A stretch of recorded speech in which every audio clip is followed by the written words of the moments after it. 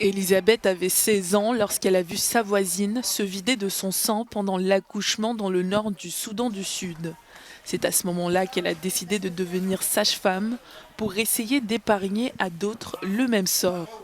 Mais dans un pays où le taux de mortalité maternelle continue d'être élevé et où l'état des infrastructures est déplorable, exercer le métier de sage-femme est un défi au quotidien. C'est très difficile d'être une sage-femme et de voir quelqu'un en train de mourir. Vous ne pouvez pas l'aider car vous n'avez pas les équipements nécessaires.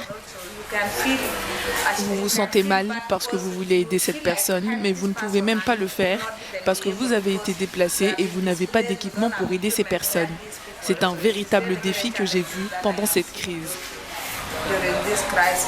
Au Soudan du Sud, les femmes meurent de complications liées à la grossesse en raison du manque d'accès aux soins médicaux, de personnel qualifié et aux produits de première nécessité tels que l'eau et l'assainissement. Je suis reconnaissante qu'il y a un hôpital ici. S'il n'y en avait pas, ma vie aurait pu s'arrêter hier.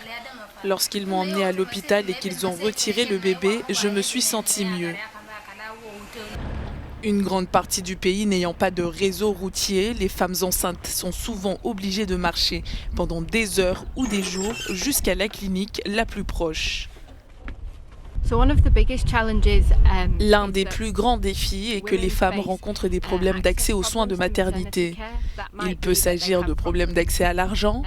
Il se peut que le transport soit difficile en raison de l'état des routes, de l'inondation ou du manque d'argent pour payer le transport.